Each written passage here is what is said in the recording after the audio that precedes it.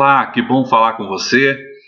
Muitas pessoas estão sempre se perguntando ultimamente, afinal de contas, a economia brasileira vai aquecer logo, ou seja, essa crise vai passar logo, a situação vai se resolver logo.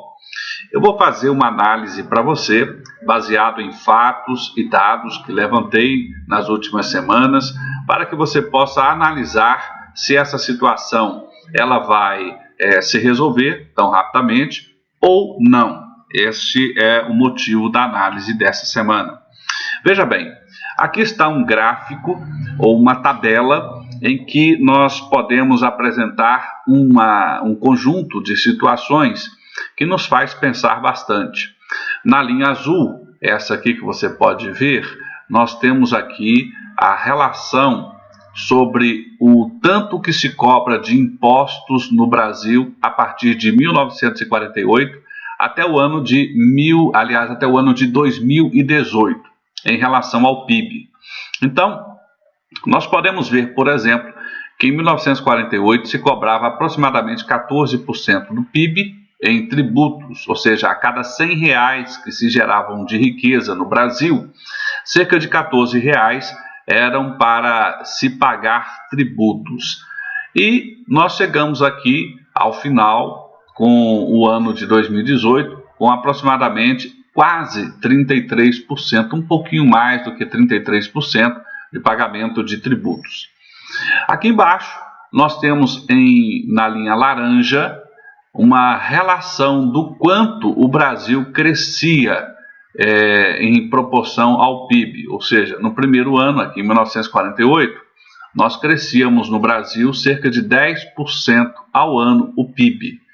E no ano aqui de 2018, nós crescemos mais ou menos alguma coisa em torno de menos de 1%. Então, vamos analisar esses fatos e mais alguns outros. Vamos contar um pouco de história para que você entenda o que acontecia neste momento, cada um dos momentos, né? E nós vamos analisar a curva de Laffer, que é uma teoria aplicada a tributos que basicamente demonstra o seguinte: olha, quanto mais o governo cobra tributos, menos as pessoas querem trabalhar para pagar tributos. E chega num determinado instante em que as pessoas acham que não vale a pena se trabalhar, se empreender, se investir, porque tudo que elas vão fazer é basicamente para dar para o governo, então as pessoas não se sentem estimuladas a fazer esse tipo de coisa.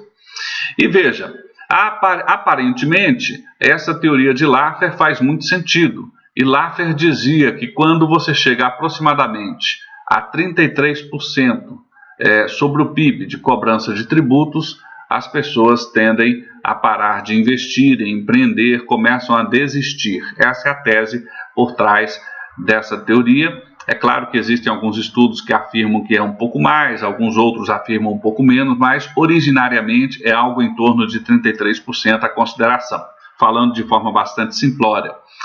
E nós vamos vendo aqui com os números, com o passar dos anos, a seguinte relação: quanto menor o tributo, maior o crescimento. Então, em 1948 se cresceu no PIB em torno de 10%, mas era um tributo só de 14% aproximadamente, né?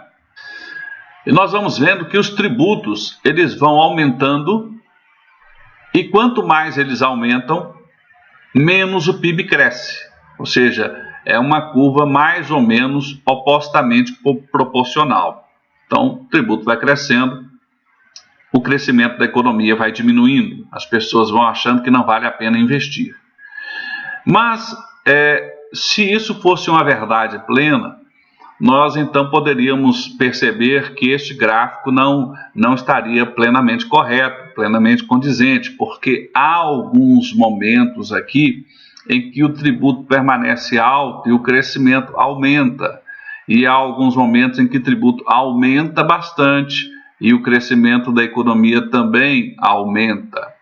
E eu vou contar um pouquinho para vocês o que acontecia e qual é o fator extra que existe aqui. Claro que são vários, mas há um que é maior. E este fator é basicamente a quantidade de dinheiro circulando na economia. Quando há muita liquidez, muito dinheiro na economia, os tributos podem ser um pouco mais altos, que ainda assim há crescimento, ainda assim há empreendedorismo, ou seja, quando a economia está dinâmica, crescente, digamos assim, gerando muitas oportunidades, e então as pessoas se dispõem, a despeito dos tributos altos, a investir, a fazer a economia continuar circulando. E então nós vamos perceber, por exemplo, o seguinte: quando você tem pouco tributo e você tem não muita liquidez, ainda assim a economia cresce substancialmente. Ou seja, não há tanta necessidade de dinheiro, como acontecia aqui mais ou menos em 1948, não tinha tanto dinheiro circulando, mas havia um crescimento enorme porque havia pouco tributo. E aqui em 1959, 58 aproximadamente, nós tínhamos muito tributo e muito crescimento, mas havia muito dinheiro circulando na economia. Esse período aqui é considerado, inclusive, os anos dourados. Os anos dourados é aquele momento histórico em que havia abundância de dinheiro no Brasil, muito investimento, e o governo aproveitou para cobrar mais impostos, mas cobrando mais impostos ainda assim, como havia muito dinheiro, muito investimento, as pessoas elas estavam empreendendo e, portanto, o PIB estava crescendo, como se vê aqui, mais ou menos na mesma proporção que o governo cobrava os seus impostos. Mas, quando nós chegamos ao final dos anos 50, o dinheiro na economia começou a rarear, o PIB começou a crescer, aliás, o investimento, o crescimento do PIB começou a diminuir, e o que o governo fez? Diminuiu impostos para ajudar na economia. Embora tenha havido uma grande diminuição, os impostos, eles ficando menores, a economia continuou a cair. Por quê? Muito pouco dinheiro circulando. E essa é a crise dos anos 60. Havia muita inflação, pouco dinheiro na economia.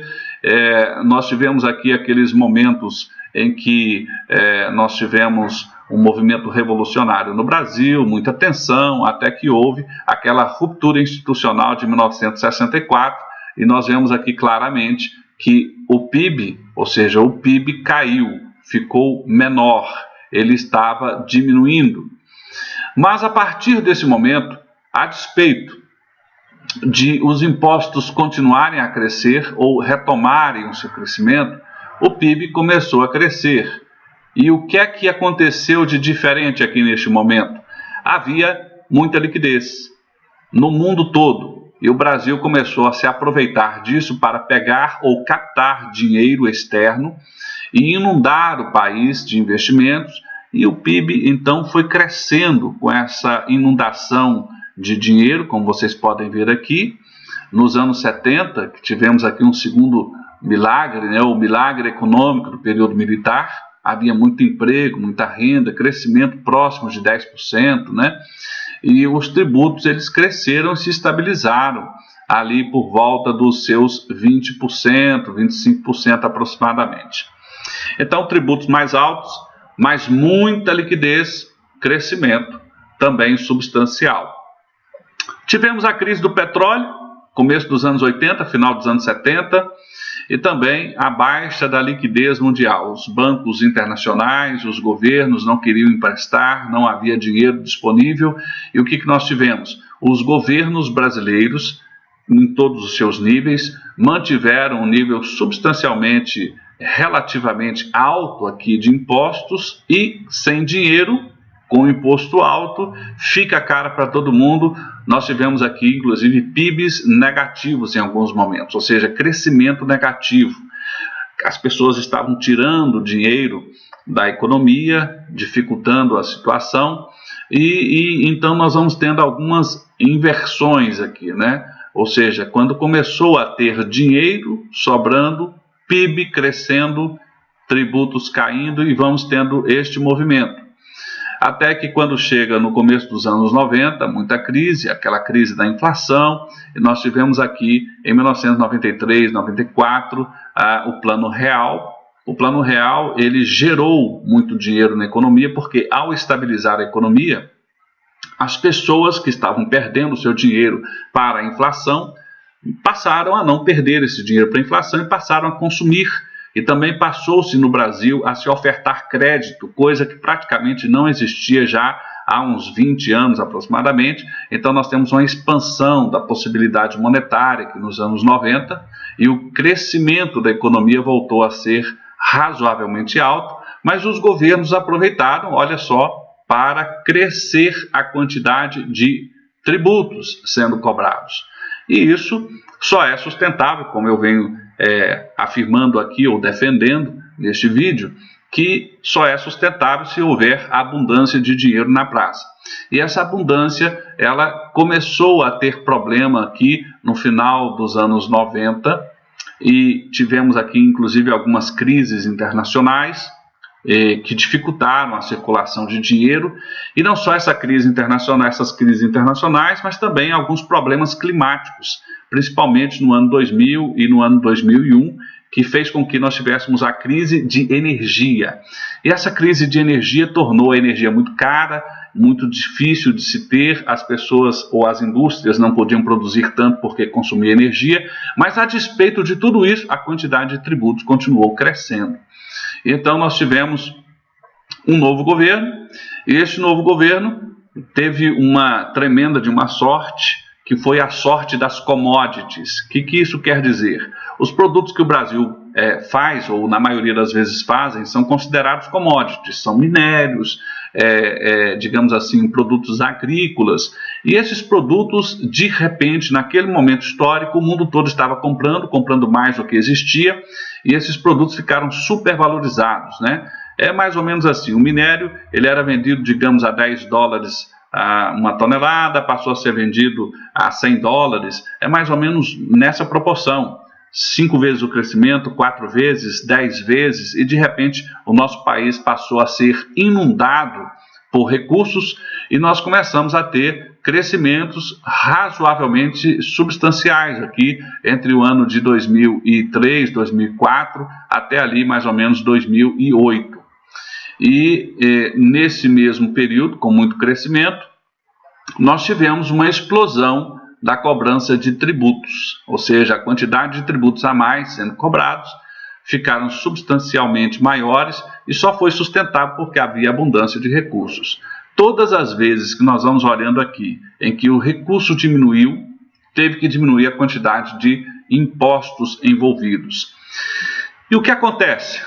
Nós vamos percebendo que a quantidade de dinheiro, ali por volta do ano 2013, aproximadamente 2014, começa a diminuir sistematicamente, e os tributos estavam altos. Nós passamos a ter crescimentos pífios, bem pequenininhos, inclusive crescimento negativo aqui no ano de 2016, 2015, 2016, mais ou menos, praticamente nós tivemos uma situação de negatividade aqui.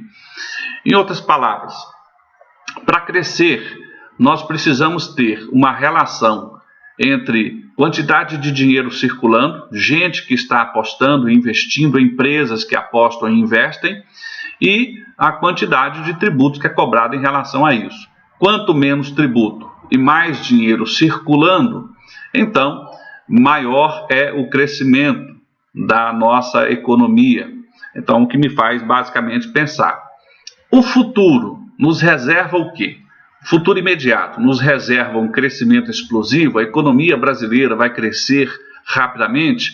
Não acredito. Não acredito por causa da seguinte situação: nós temos hoje muito tributo e muita dificuldade em desarticular essa bomba tributária, a quantidade de impostos que é cobrada no Brasil, e nós temos muito pouco dinheiro circulante no país. O país não está sendo inundado por investimentos, não está recebendo muito recurso externo, não há nenhum agente investidor pesado neste momento. Então, a chance da economia reverter rapidamente é bastante remota. É necessário, portanto, diminuir o peso dos governos, tornando-os bem menores, tornando-os mais leves, tornando-os, portanto, menos consumidores de tributos e também facilitar com que a entrada de recursos no país seja realmente maior, seja realmente, digamos assim, mais possível em diversas áreas, né?